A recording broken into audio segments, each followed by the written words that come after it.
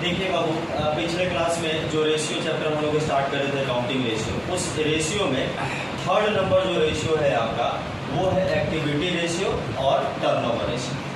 इससे पहले हम लोग दो रेशियो पढ़ चुके हैं। पहला रेशियो लिक्विडिटी रेशियो। पहला रेशियो कौन सा रेशियो? Liquidity ratio. और दूसरा रेशियो जो पिछले क्लास में हम लोगों ने करा वो था सॉल्वेंसी रेशियो। कौन सा रेशियो? Solvency ratio. अब देखो भैया है क्या कि लिक्विडिटी रेशियो में जो हम लोगों ने मेजर करा वो मेजर करा फर्म के लिक्विडिटी को। किस चीज को मेजर करा? लिक्विडिटी। फर्म के लिक्विडिटी को। लिक्विडिटी का मतलब क्या होता है कि कैसे हम अपने अमाउंट का पेमेंट, कैसे हम अपने लायबिलिटी का पेमेंट जल्द से जल्द समय में, कम से कम समय में कर पाते हैं, उसके मेजरमेंट के लिए जो रेशियो बताया गया वो कौन सा रेशियो था? Liquidity ratio. तो पहले नंबर पर हमने जिसका पढ़ाई करा, ठीक है। दूसरे नंबर फिर उसको हम लोगों ने देखा सॉल्वेंसी रेशियो को। अब सॉल्वेंसी रेशियो में क्या देखे थे सर? सॉल्वेंसी रेशियो में हमने ये देखा कि हम लोग कैसे मेजर करें कि हमारा फर्म बिजनेस जो सॉल्वेंट है या इंसॉल्वेंट हो चुका है। कंपनी, जो कंपनी हम लोग वर्क कर रहे हैं वो कंपनी सॉल्वेंट है या नहीं है, यानी उसकी जो एसेट्स है वो लायबिलिटी से ज्यादा है या कम है। इन चीजों को मेजर करने के लिए हमारे पास कौन सा फार्मूला रखा गया? सॉल्वेंसी रेशियो का। कौन सा रेशियो का? सॉल्वेंसी। और आज तीसरे नंबर रेशियो का स्टडी हम लोग करने जा रहे हैं जिसका नाम है एक्टिविटी रेशियो और टर्नओवर रेशियो। अब इसका क्या मतलब है सर? ये तो आपने बता दिया कि लिक्विडिटी में क्या करना है, सॉल्वेंसी में क्या करना है, लेकिन अभी तक चर्चा इस एक्टिविटी रेशियो और टर्नओवर रेशियो का तो हुआ नहीं। तो हम लोग सबसे पहले यही समझ लेते हैं कि इस एक्टिविटी रेशियो और टर्नओवर रेशियो में करना क्या। तो वे एक्टिविटी का सिंपल मतलब होता है कंपनी का वर्क, कंपनी का वर्क, कंपनी का डीलिंग, ठीक है, जिसमें कंपनी डील करती है। और जनरली कंपनी का डीलिंग क्या होते हैं? कंपनी का डीलिंग क्या होता है? वस्तुओं को बेचना, अमाउंट रिसीव करना, यही होता है ना जी। एक बिजनेस का मेन काम क्या होता है? सामान बेचना और उस बेचे हुए सामान के अमाउंट को क्या करना? रिसीव करना, रिसीवेबल करना। यानी कि डेटर भी है बिजनेस का, उससे भी अमाउंट हमें क्या करनी है? रिसीव करनी है। कोई दिक्कत नहीं। तो एक्टिविटी का सिंपल मतलब समझिएगा कि कंपनी जो वर्क करती है एक अकाउंटिंग पीरियड में, कितने पीरियड में? अकाउंटिंग पीरियड के अंदर में जो भी कंपनी वर्क करती है, जो भी एक्टिविटी करती है, जो भी सेल करती है, परचेज करती है, जो भी रिसीव करती है, पेमेंट करती है, उनका रिलेशन जहां निकाला जाएगा ना प्रॉफिट के साथ, उसी को हम लोग बोलते हैं एक्टिविटी रेशियो। और दूसरा आप यहां से भी आप लगा सकते हैं कि इसी का एक और नाम क्या है भैया? Turnover ratio. कौन सा रेशियो? टर्नओवर। टर्नओवर किसे कहते हैं? तो एक अकाउंटिंग पीरियड में बिजनेस कितना टर्नओवर करती है, कितने का सेल करती है, कितने का सेल्स करती है, और उस सेल्स का क्या कॉस्ट था, क्या कीमत थी जिस वस्तु को बेचा गया है, इसी चीज का रिलेशन जहां निकाला जाता है ना बाबू, उसी को हम लोग कौन सा रेशियो कहते हैं? एक्टिविटी रेशियो और टर्नओवर रेशियो। देखो यहां तक समझने में कोई दिक्कत नहीं होना चाहिए आपको। एक्टिविटी का मतलब सिंपल समझिएगा कि कंपनी का वर्क, और कंपनी का मेन जो वर्क होता है वो कंपनी को आगे बढ़ाना, सेल करने का होता है, जो उसका एक्टिविटी होता है, डे टू डे का वर्क होता है। और दूसरा टर्नओवर का मतलब भी आप जानते हैं कि टर्नओवर सेल्स को ही कहते हैं। जो भी कंपनी सेल करती है वही उसका टर्नओवर होता है, और वही सेल का कुछ कॉस्ट भी होगा। जो भी सामान बेचेंगे उसका कोई कीमत तो होगा ना, पैसे लगे होंगे ना बनाने में या खरीदने में। इन्हीं चीजों को कैलकुलेट करने के लिए एक थर्ड नंबर रेशियो हम लोग पढ़ने जा रहे हैं जिसका नाम है एक्टिविटी रेशियो और टर्नओवर रेशियो। कहीं कोई दिक्कत नहीं। जरा डेफिनेशन को हम लोग एक बार देख लेंगे कि भैया एक्टिविटी रेशियो और टर्नओवर रेशियो को कैसे डिफाइन किया जाएगा। तो ध्यान से देख लीजिए। These ratio measure the efficiency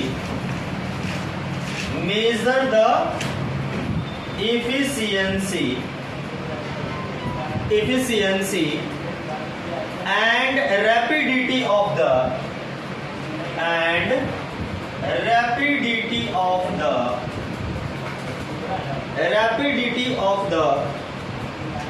resources of the company,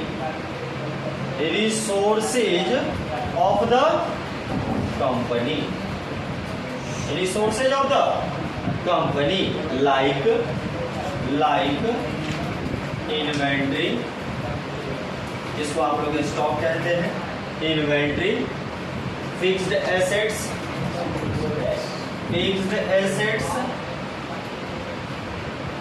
working capital, fixed assets, working capital, trade receivable,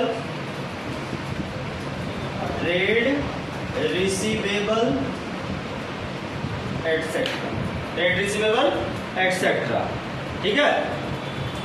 These ratio are generally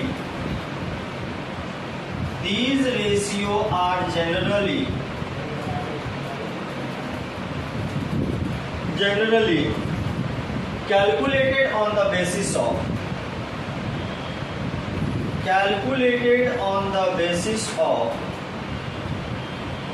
revenue from operation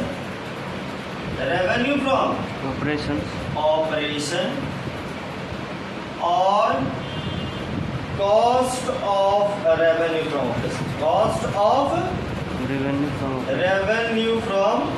operation, revenue from operation और cost of revenue from operation। अब देखो भैया, मैं इस पूरे definition को एक बार फिर से मैं क्लियर करवा देना चाह रहा हूं आपको कि इस एक्टिविटी रेशियो और टर्नओवर रेशियो में करना क्या। ध्यान से देखिएगा, ये रेशियो जो है वो ये मेजर करना सिखाएगा कि बिजनेस की इफिशियंसी क्या है। इफिशियंसी का मतलब समझते हो भैया? इफिशियंसी का मतलब इकोनॉमिक्स में दो टर्म आपने पढ़े होंगे, सॉरी मैनेजमेंट में, एक इफिशियंसी और एक इफेक्टिवनेस, ऐसे करके दो वर्ड आपको पढ़ने के लिए मिले होंगे, इफिशियंसी और इफेक्टिवनेस। देखिए, इफिशियंसी का मतलब होता है कॉस्ट कंट्रोल। क्या होता है? Cost control. और इफेक्टिवनेस मतलब टाइम कंट्रोल, है ना। तो मैं अभी उसकी बात नहीं करूंगा, वो आगे हम लोग देखेंगे। पहले ये देख लेते हैं कि इफिशियंसी का मतलब ये कहना चाह रहा है कि इस रेशियो में हमें ये मेजर करना है कि बिजनेस का जो कॉस्ट है ना, लागत है किसी वस्तु को बनाने का और बेचने का, उसके और रैपिडिटी यानी कितना जल्दी वो वर्क कर पा रहा है of the resources, rapidity of the resources यानी वो उसका जितना भी संसाधन है, जितने भी उसके वस्तु में जिससे वो तैयार किया है किसी वस्तु को बेचने के लिए, उस रिसोर्सेज का हमें यहाँ पर रेशियो निकालना है। जैसे इन्वेंट्री का, इन्वेंट्री मतलब जो स्टॉक आप खरीदते हैं बेचने के लिए, या फिक्स्ड एसेट जिससे कोई भी आप वस्तु को बनाते हैं, वर्किंग कैपिटल जिसमें करेंट एसेट्स और करेंट लायबिलिटीज आती हैं, ट्रेड रिसीवेबल जो आपको रिसीव करना है किसी से उधार जिसको था, उससे जो भी अमाउंट अगर आपको रिसीव करनी है। तो ये जितने भी यहाँ पर टर्म है, उन सभी टर्मों का हमें इफिशियंसी और रैपिडिटी पता करना है रिसोर्सेज के बिहाफ से कि ये कैसे, उसका क्या रेशियो होगा दोनों के बीच में, समझ गए। और ये रेशियो जनरली जो निकाले जाते हैं, कॉमनली जो निकाले जाते हैं, वो निकाले जाते हैं रेवेन्यू फ्रॉम ऑपरेशन पर। अब ये रेवेन्यू फ्रॉम ऑपरेशन क्या है सर? तो रेवेन्यू फ्रॉम ऑपरेशन को ही कहते हैं नेट सेल्स। क्या कहते हैं? क्या कहते हैं भैया? Net sales. और नेट सेल्स को ही निकालने के लिए हम लोग कहते हैं total sales, total sales minus sales return, total sales minus sales return. अब ये अगर आप कर दोगे तो आपका रेवेन्यू फ्रॉम ऑपरेशन आ जाएगा, यानी कितना वस्तु आप बेचे हैं वो उसके साथ आपका रिलेशन निकाल देना है बाकी सभी टर्मों का। और एक और टर्म आपको निकालने को मिलेगा cost of revenue from operation. तो भैया रेवेन्यू फ्रॉम ऑपरेशन का तो मतलब पता है सेल, क्या पता है? सेल। तो सेल का भी कुछ कॉस्ट होगा ना, कुछ लागत होंगे ना। वस्तु अगर आपने बेचा है तो उस जो जितने के भी वस्तु आपने बेची होगी उसको कोई ना कोई तो लागत होगा ना, कीमत होगा ना, होगा या नहीं होगा? जैसे मान लो कि मैंने यही बुक अगर परचेज करा या मार्केट हमने परचेज करा है, तो इस मार्केट को जितने में आप बेचेंगे तो जाहिर सी बात है कि अपना प्रॉफिट रखकर नहीं बेचेंगे, तो इसका खरीदने का कोई तो कीमत होगा, कोई तो अमाउंट होगा कि जिसे हमने इसका खरीदा होगा। तो 10 रुपए में खरीदा और 12 रुपए में हमने क्या कर दिया? बेच दिया। तो जो 12 रुपए में बेचा वो रेवेन्यू फ्रॉम ऑपरेशन, और इसको बनाने में जो लागत लगा वो cost of revenue from operation. कहीं तो दिक्कत? इसी का रिलेशन निकाल देना है किसके साथ? इन्वेंट्री के साथ, फिक्स्ड एसेट्स के साथ, वर्किंग कैपिटल के साथ, ट्रेड रिसीवेबल के साथ। अलग अलग टर्मों से जो फॉर्मूला हम लोग कैलकुलेट करने के लिए सीखेंगे वो हम लोग अभी देखेंगे कौन से रेशियो में? एक्टिविटी रेशियो में और टर्नओवर रेशियो। कहीं कोई दिक्कत नहीं, नोट डाउन कर लीजिए इसको। अब देखो भैया, यहाँ पर जो रेशियो अभी हम आपको बता रहे थे, एक्टिविटी रेशियो और टर्नओवर रेशियो, इस एक्टिविटी और टर्नओवर रेशियो में कुछ कैलकुलेशन आपको करने हैं, कुछ रेशियो आपको निकालने हैं, जो अभी ऊपर में हम आपको बताए थे डेफिनेशन के अंदर में कि फिक्स्ड एसेट्स का, करेंट एसेट्स का, ट्रेड रिसीवेबल का, इन्वेंट्री के साथ रिलेशन निकाला जाता है cost of revenue from operation. तो देखो भैया, इसके अगर हम एक्टिविटी रेशियो की अगर हम बात करें तो इस एक्टिविटी रेशियो में कुछ रेशियो जो है वो आपको कैलकुलेट करने पड़ेंगे, such as inventory turnover ratio, ये पहला रेशियो है। दूसरा ट्रेड रिसीवेबल टर्नओवर रेशियो, तीसरा ट्रेड पेबल टर्नओवर रेशियो और चौथा वर्किंग कैपिटल टर्नओवर रेशियो। तो एक एक करके सारे रेशियो का फॉर्मूला पर बात हम लोग करेंगे, उसमें कौन कौन से टर्म यूज किए जाएंगे, उसका क्या फॉर्मूला होगा निकालने का, वो हम एक एक करके देखेंगे। सबसे पहले हम लोग देख लेते हैं इन्वेंट्री टर्नओवर रेशियो। किसका? Inventory turnover. अब देखो ये इन्वेंट्री का मतलब आप जानते हैं, इन्वेंट्री का मतलब पता है आपको कि इन्वेंट्री को ही हम लोग क्या कहते हैं? स्टॉक है। क्या कहते हैं? स्टॉक कहते हैं। अब स्टॉक का टर्नओवर आपको निकालना है, स्टॉक का टर्नओवर आपको निकालना है कि पूरे साल में कितना स्टॉक आपका टर्नओवर हुआ है, कितना आया और कितना गया। तो टर्नओवर निकालने के लिए तो शुरुआत का और अंत का स्टॉक पता होना चाहिए। साल के शुरुआत में कितना स्टॉक आया था और साल के अंत में कितना बच गया है, ये तो पता होना चाहिए ना, तब तो टर्नओवर निकलेगा, तब तो ये पता चलेगा कि पहले से बढ़ा है या पहले से घटा। तो इसके अगर रेशियो की अगर हम बात करें कि कैसे निकलेगा सर इन्वेंट्री टर्नओवर रेशियो, तो यहाँ पर फॉर्मूला है cost of revenue from operation, cost of revenue from operation divided by average inventory, divided by average inventory. ये फॉर्मूला है cost of revenue from operation divided by average inventory. इसी को हम लोग बोलते हैं भैया cost of good sold, cost of good sold. ये 11th क्लास में आप पढ़े होंगे, ये 11th क्लास में आप अच्छे से पढ़े होंगे फाइनेंशियल स्टेटमेंट में, लेकिन फिर भी हम इसको एक बार और आपको बताएंगे कि कैसे इन्वेंट्री टर्नओवर रेशियो निकालना है। तो इन्वेंट्री टर्नओवर रेशियो निकालने के लिए सबसे पहले आपको कॉस्ट पता करना है कि नेट सेल का कॉस्ट कितना है, जितना भी सेल किए हैं आप उसका कॉस्ट कितना था, उसकी कीमत कितनी थी, और जो इन्वेंट्री है आपका उसका एवरेज क्या है, शुरुआत में और अंत में क्या इन्वेंट्री रहा है आपका। तो इसके लिए दो चीजें आपको निकालनी पड़ेगी, दोनों का फॉर्मूला आपको पता होना चाहिए। Sir cost of revenue from operation कैसे निकलेगा या कॉस्ट ऑफ गुड्स सोल्ड कैसे निकलेगा, पता होना चाहिए ना जी। तो cost of revenue from operation निकालने के लिए देख लीजिए ध्यान से, दो फॉर्मूला आपके सामने मैं रखता हूँ। कितने फॉर्मूला? दो फॉर्मूला।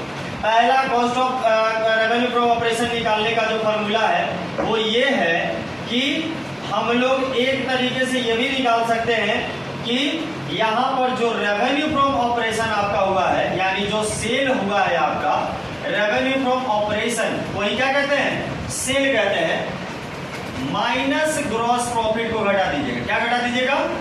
माइनस ग्रॉस प्रॉफिट को घटा दीजिएगा। आपको पता चल जाएगा कि उसका कॉस्ट कितना था। जैसे सेल किए 5 लाख का सामान, उस पर फायदा हुआ था 50,000, तो कितना लागत था उसका? लागत कितना था उस वस्तु का? 5 लाख का सामान आपने बेचा है जिस पर फायदा 50,000 का हुआ, तो बताइए उसका कॉस्ट कितना होगा? 5 लाख में 50,000 फायदा है आपका, तो कॉस्ट कितना रहा होगा उसका? 4,50,000। टफ नहीं ना जी। तो ग्रॉस प्रॉफिट जो होगा उसको घटा दीजिएगा, किसमें से? सेल में से। अपने आप पता चल जाएगा कि उसका कॉस्ट कितना रहा होगा। एक और तरीका है इसी का दूसरा तरीका है कि रेवेन्यू फ्रॉम ऑपरेशन में से, रेवेन्यू फ्रॉम ऑपरेशन में ग्रॉस लॉस को ऐड कर दीजिएगा। किसको ऐड कर दीजिएगा? ग्रॉस लॉस, हानि को ऐड कर दीजिएगा। जैसे 4 लाख में आपने सामान बेच दिया और आपने कह रहा है कि 50,000 का नुकसान लग गया, बताइए उसका कॉस्ट कितना रहा होगा? कितना रहा होगा उसका कॉस्ट?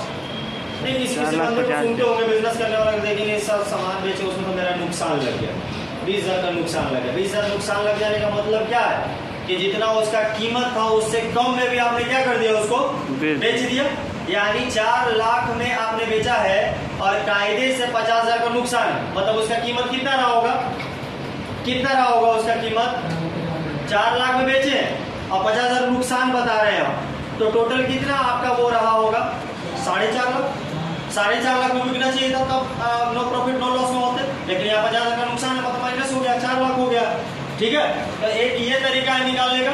एक और तरीका है कॉस्ट ऑफ गुड सोल्ड को निकालने का, ध्यान से देखिएगा। Cost of good sold COGS निकालने का एक और फॉर्मूला है बाबू। आप पढ़े होंगे पहले ट्रेडिंग अकाउंट। कौन सा account? Trading account. 11th class में पढ़े ना ट्रेडिंग अकाउंट, पढ़े ना ट्रेडिंग अकाउंट। ट्रेडिंग अकाउंट के डेबिट साइड में कौन कौन सा एक्सपेंसेस जाता है? सारा डायरेक्ट एक्सपेंसेस जो गुड्स से रिलेटेड होता है, such as opening stock, purchase, direct expenses, wages, carriage inward, ये सब उसी का है ना। हाँ, फ्यूल, गैस एंड वाटर, ये जितना भी गुड्स के ऊपर खर्च किया गया है वो सब इस साइड में रहता है ना, रहता है ना जी। और इस साइड में केवल और केवल क्या रहता है? सेल्स और क्लोजिंग स्टॉक, सेल्स और क्लोजिंग स्टॉक, यही रहता है ना, यही रहता है ना। और इन्हीं दोनों के डिफरेंस से हम लोगों को पता करना होता है कि प्रॉफिट हुआ है या लॉस। अगर इधर ज्यादा तो इधर क्या हो जाएगा? ग्रॉस प्रॉफिट हो जाता था। क्या हो जाता था? Gross profit. और इधर अगर डेबिट साइड ज्यादा हो जाता तो इधर क्या हो जाता था? Gross loss. क्या हो जाता था? ग्रॉस लॉस हो जाता था। होता था कि नहीं होता था? तो भैया अब आपसे ये कह रहा है कि कॉस्ट ऑफ गुड सोल्ड निकालना है, तो कॉस्ट ऑफ गुड सोल्ड निकालने के लिए कितना लागत है उसका, जो भी ट्रेडिंग अकाउंट के डेबिट साइड में आ रहा है सबको जोड़ दीजिए और उसमें से आपके क्लोजिंग स्टॉक को माइनस कर दीजिए। किसको माइनस कर दीजिए? अपने आप पता चल जाएगा कि उसका सेल कितना है। नहीं, ध्यान से सुनिए मेरी बात। जितना भी ट्रेडिंग अकाउंट के डेबिट साइड वाला टर्म है, जितने भी डायरेक्ट एक्सपेंसेस हैं उनको ऐड कर दीजिए और इधर क्लोजिंग स्टॉक को घटा दीजिए। सेल्स नहीं पता चल जाएगा? यही निकालना है ना। सब दिया है, ये नहीं दिया, ये भी दिया है, तो इसमें से इसको घटा दीजिए, पता चल जाएगा, बैलेंसिंग भी घटा जाएगा। नहीं, अरे इधर जोड़ करके 5 लाख आया, कितना आया? 5 लाख। तो इधर भी कितना होना चाहिए? 5 लाख होना चाहिए ना। लेकिन सेल नहीं दिया, क्लोजिंग स्टॉक दिया 2 लाख। बताओ जरा सेल कितना रहा होगा? सेल कितना रहा होगा? 3 लाख। कोई भी निकाल देगा। तो कॉस्ट ऑफ गुड सोल्ड का फॉर्मूला है, ध्यान से देख लीजिएगा, opening stock plus purchase plus wages plus carriage inward plus direct expenses minus closing stock. कोई दिक्कत निकालने का? भैया ये भी उसी तरीके से निकाल रहा, ये भी उसी तरीके से निकाल रहा। ये क्या कह रहा है कि रेवेन्यू फ्रॉम ऑपरेशन में ग्रॉस प्रॉफिट माइनस कर दीजिए। तो रेवेन्यू फ्रॉम ऑपरेशन किसको बोलते हैं? रेवेन्यू फ्रॉम ऑपरेशन किसको बोलते हैं? जो सेल हुआ है आपका उसमें से इसको घटा दीजिए, सेल में से इसको घटा दीजिए, आपको पता चल जाएगा कि रेवेन्यू फ्रॉम ऑपरेशन कितना रहा होगा। कोई दिक्कत? तो कुल मिलाकर बात ये है कि ये दोनों फॉर्मूला से आप निकाल सकते हैं कौन सा? Cost of revenue from operation. किसको निकाल सकते हैं? Cost of revenue from operation. अब रही बात कि सर एवरेज इन्वेंट्री कैसे निकालेंगे? एवरेज इन्वेंट्री कैसे निकालेंगे? तो देखो भैया, एवरेज इन्वेंट्री निकालने का भी एक फॉर्मूला है।